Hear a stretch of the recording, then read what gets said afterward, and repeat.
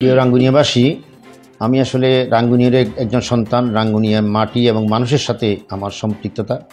আগামীতে যে ত্রয়োদশ জাতীয় সংসদ নির্বাচন হবে, সেই নির্বাচনে আমি বাংলাদেশ জামাত ইসলামীর একজন প্রার্থী দাঁড়িপাল্লার প্রতীক নিয়ে আমি আপনাদের সামনে এসেছি।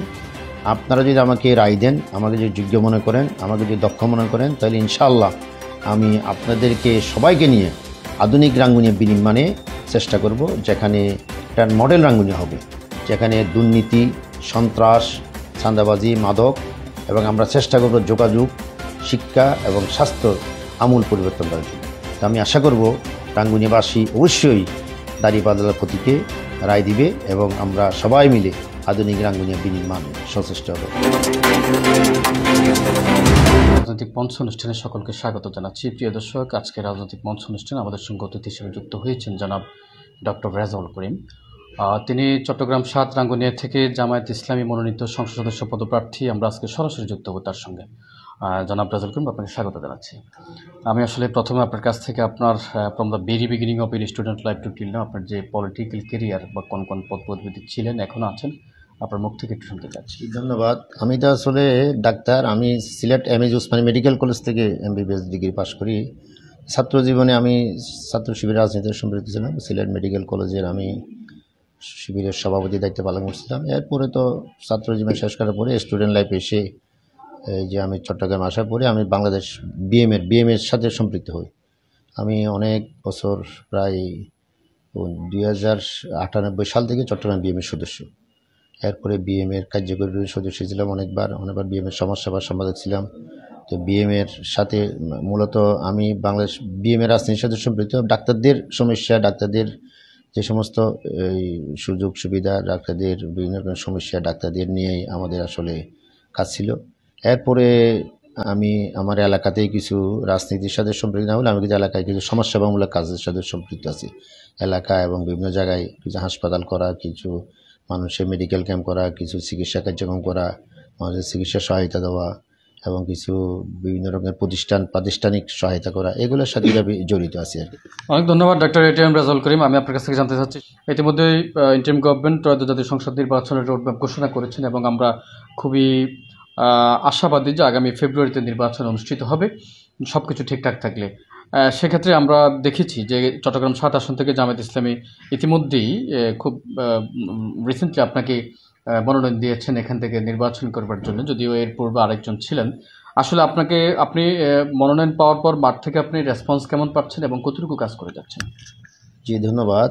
আমাকে বাংলাদেশ জামাত ইসলামী এই রাঙ্গুনিয়া ৭ আসন থেকে মনোনয়ন দিয়েছে। এর আগে ছিল যিনি, উনি আমার মামা ছিল। উনি একটু, ওনার বয়স হয়েছে, উনি খুব উচ্চশিক্ষিত মানুষ ছিল এবং এলাকার সাথে খুব কানেক্টেড ছিল। আর বয়সের কারণে উনি নিজেই আর বলতেছে আমি পারতেছি না, এই জন্য আমাকে ওখানে আবার সংগঠন অনুমোদন দেয়। তা আমি আসলে যাওয়ার পর থেকে আমি তো এলাকায় যাচ্ছি, চতুর্দিকে যাচ্ছি এবং আমি তো আগে থেকেই এলাকার সাথে সম্পৃক্ত ছিলাম। বিভিন্ন সামাজিক কার্যক্রম, সমাজসেবামূলক কার্যক্রম, বিভিন্ন কার্যক্রমের সাথে আমি কিন্তু আগে থেকেই জনগণের সাথে সম্পৃক্ত ছিলাম। এখন যাওয়ার পরে মানুষ নতুনভাবে দেখতেছে। আমার আশা, মানুষ যেদিকে যাচ্ছে সেদিকে যথেষ্ট সাড়া দিচ্ছে এবং কারণ মানুষ চায় যে একটা পরিবর্তন চায়, মানুষ চায় যে একটা মানে সুশাসন, সন্ত্রাসমুক্ত শাসন, দুর্নীতিমুক্ত শাসন এবং মানুষ চায় একটা পরিবর্তন। এই পরিবর্তনের জন্য রাঙ্গুনিয়ার মানুষ, আমি যেদিকে যাই, যে আনাচ সেখানে যাই, সেই দিকেই কিন্তু মানুষ যথেষ্ট সাড়া দিচ্ছে, অভাবনীয় সাড়া দিচ্ছে। এই রাঙ্গুনিয়া বেশ সম্ভাবনাময় একটা উপজেলা। যেমন সম্ভাবনা রয়েছে তেমন রয়েছে কিছু সমস্যা। আমরা দেখেছি এখান থেকে বিগত সময়গুলোতে অনেক সমস্যা রয়েছে, অনেক সমস্যার সৃষ্টি হয়েছে বা হচ্ছে। এখানে একটা নদীর তীরে রাঙ্গুনিয়া অবস্থিত। এখানকার অন্যতম একটি সমস্যা হচ্ছে বালু উত্তোলন, যেখানে পিছনে একটি চক্র সবসময় কাজ করে আসছে এবং এই নদী পাড়ের মানুষগুলো খুবই সমস্যা জর্জরিত হয়েছে।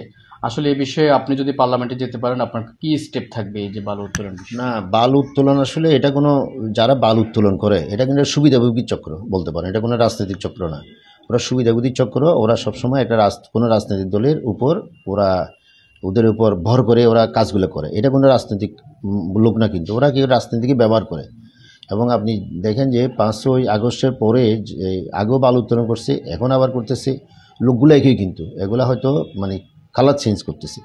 এখন আপনি অবাক হয়ে যাবেন, রাঙ্গুনিয়ার যে কর্ণফুলী নদী না, শুধু আরেকটা ইসামতি নদী আছে, এই দুইটা নদীর দুই কূলের মানুষগুলা, আর সামনে যে যদি বর্ষা হয় দুইটা কুলের ওই যে আশেপাশে যে ইউনিয়নগুলা মানুষগুলা এগুলো কিন্তু বাড়িগুলা সব নদীগর্ভে বিলীন হয়ে যেতে পারে এবং ইতিমধ্যে অনেক জায়গায় ফাটল সৃষ্টি হয়েছে এবং এটা কিন্তু আমাদেরকে অবশ্যই এটা আমি বলবো যে এটা অবৈধভাবে বালু উত্তোলন হবে, যেটা সরকার নির্ধারিত কিন্তু একটা সিস্টেম আছে, সরকার নির্ধারিত আছে কোন জায়গা দিয়ে বালু উত্তোলন হবে, কতটুকু বালু উত্তোলন হবে, কিভাবে করবে, এটা কিন্তু সরকার একটা নির্ধারিত সরকার প্রেসক্রাইব ফর্ম আছে, ওই প্রেসক্রাইব ফর্মে বালু উত্তোলন হবে এবং যারা সেটা বিট করে পাবে তারাই বালু উত্তোলন করবে।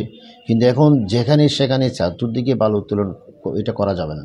এটা আমি যদি নির্বাচিত হই ইনশাল্লাহ এটা যেটা প্রেসক্রাইব ফর্ম ওইভাবেই হবে, এটা একটা সঠিকভাবে হবে এবং এই যে নদী গর্ভে যে বিলীন হবে এটা কি হবে, এটা অবশ্যই ওখানে ব্লক দিয়ে এটা মানে ব্লক করতে হবে, না হয় কিন্তু অনেক বাড়িঘর কিন্তু নদী গর্ভে বিলীন হয়ে যাবে, পড়ে যাবে। ডক্টর রাজুল করিম, সেই সঙ্গে একটু অ্যাড করবেন আপনি এই রাঙ্গুনিয়া উপজেলা আর কি সমস্যা রয়েছে সিটি সেন্টার পৌঁছতে, এবং আপনি যদি পার্লামেন্টে যেতে পারেন আপনার আউটস্ট্যান্ডিং কোনো প্ল্যানিং আছে কিনা যেটা আপনি এই আসনের জনগণের জন্য করতে চান? আমি রাঙ্গুনিয়ার বড় সমস্যা যে আপনি যোগাযোগ একটা সমস্যা, চিকিৎসা, স্বাস্থ্য এবং হচ্ছে আপনার এই স্কুল কলেজে পড়ালেখার বিশেষ করে এগুলা বিরাট একটা সমস্যা।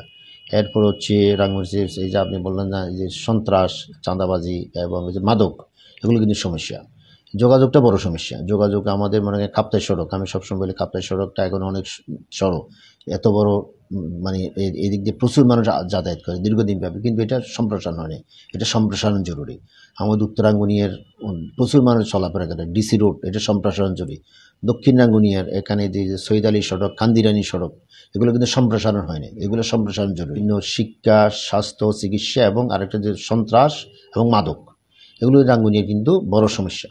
তা আমি যদি মানে পার্লামেন্টে যেতে পারি, জনগণ যদি আমাকে নির্বাচিত করে, আমার বিশ্বাস, কারণ আমি রাঙ্গুনিয়ারের সন্তান, এই মাটি মানুষের সাথে আমার সম্পৃক্ততা আছে, তো রাঙ্গুনিয়ার সন্তান আমি, যেহেতু রাঙ্গুনিয়ার সন্তানকে রাঙ্গুনিয়া মানুষ বেছে নিবে আমার বিশ্বাস, তাহলে আমি যদি সংসদে যেতে পারি, আমি ইনশাআল্লাহ আমার দৃঢ় প্রত্যয় হচ্ছে আমরা অবশ্য যোগাযোগ ব্যবস্থা, শিক্ষা ব্যবস্থা এবং স্বাস্থ্য ব্যবস্থা, এরপরে সন্ত্রাস এবং মাদক, এগুলো আমরা অবশ্যই নির্মূল করব। দৃঢ় প্রত্যয় হচ্ছে আমি রাঙ্গুনিয়াকে আমরা একটা মডেল, আধুনিক রাঙ্গুনিয়া গড়ে তোলার ব্যাপারে চেষ্টা করি, মডেল রাঙ্গুনিয়া। এবং শুধু বানাঙ্গুনিয়া না, সারা বাংলাদেশে কিন্তু আপনি যে দাঁড়িপাল্লা প্রতীকে ভোট দেন, সারা বাংলাদেশে কিন্তু মডেল বাংলাদেশ হবে, এটা শুধু রাঙ্গুনিয়া। এবং রাঙ্গুনিয়া আমরা চেষ্টা থাকবে, রাঙ্গুনিয়াকে আমরা মডেল রাঙ্গুনিয়া, আধুনিক রাঙ্গুনিয়া বিনির্মাণ করব। প্রিয় রাঙ্গুনিয়াবাসী, আমি আসলে রাঙ্গুনিয়ার একজন সন্তান, রাঙ্গুনিয়া মাটি এবং মানুষের সাথে আমার সম্পৃক্ততা। আগামীতে যে ত্রয়োদশ জাতীয় সংসদ নির্বাচন হবে, সেই নির্বাচনে আমি বাংলাদেশ জামাত ইসলামীর একজন প্রার্থী, দাঁড়িপাল্লার প্রতীক নিয়ে আমি আপনাদের সামনে এসেছি। আপনারা যদি আমাকে রায় দেন, আমাকে যদি যোগ্য মনে করেন, আমাকে যদি দক্ষ মনে করেন, তাহলে ইনশাআল্লাহ আমি আপনাদেরকে সবাইকে নিয়ে আধুনিক রাঙ্গুনিয়া বিনির্মাণে চেষ্টা করব, যেখানে এটা মডেল রাঙ্গুনিয়া হবে, যেখানে দুর্নীতি, সন্ত্রাস, চাঁদাবাজি, মাদক, এবং আমরা চেষ্টা করব যোগাযোগ, শিক্ষা এবং স্বাস্থ্যর আমূল পরিবর্তন করার জন্য। তো আমি আশা করব রাঙ্গুনিয়াবাসী অবশ্যই দাঁড়িপাল্লার প্রতীকে রায় দিবে এবং আমরা সবাই মিলে আধুনিক রাঙ্গুনিয়া বিনির্মাণে সচেষ্ট হব। সবাইকে ধন্যবাদ।